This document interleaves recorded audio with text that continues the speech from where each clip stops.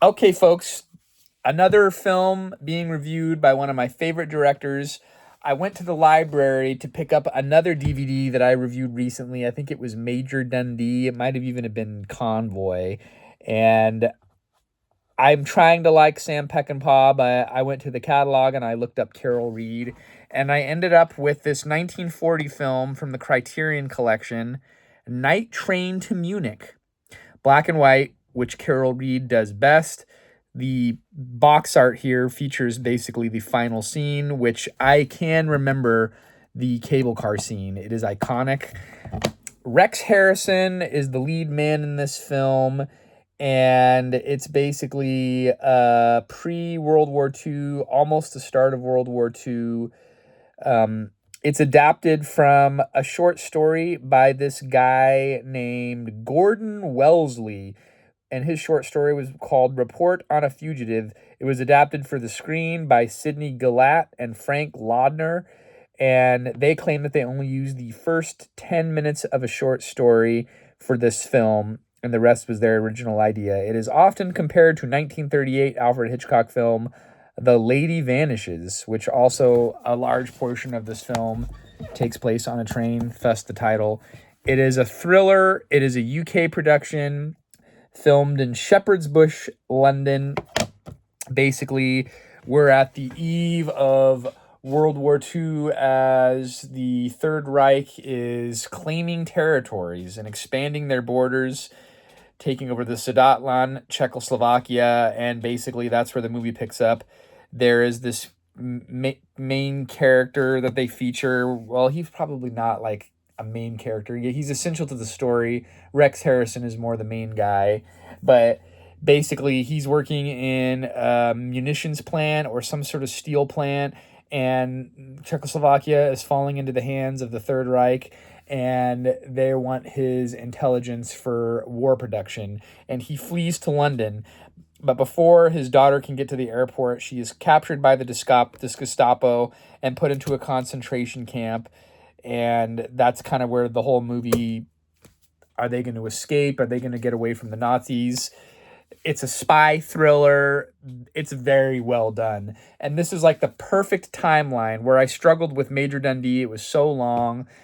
This movie is an hour and a half, hour and 35-minute runtime. The movie takes place in 1939. It was made in 1940. What I love is their zoom in shots, where they bring the camera in. And the other thing that I love about this movie is their models that they made of the Bergdorf, which was Hitler's or the Eagle's Nest, I think it's called. And they made a model of that. They made a model of a concentration camp of the factory. It's clearly a miniature scale model that they used for production, but it just looks so cool. Obviously, 1940, it's the golden era of movies and practical effects, right?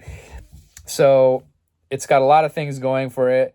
Carol Reed directing, great acting, great ensemble cast, great story of the beginning of World War II and people having to flee Europe, basically, as it's being toppled into the hands of the Nazis.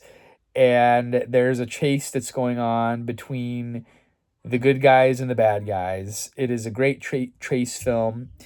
And I'm not going to go too much further on it. I've talked a lot about different Carol Reed films. It's got a lot of the hallmarks, but then it's not as good as, let's say, The Third Man, but which is a post-war film.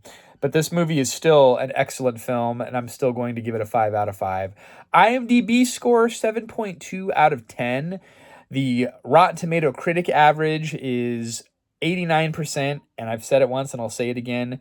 Audience members, older films do not hold up, I think, with the contemporary audience.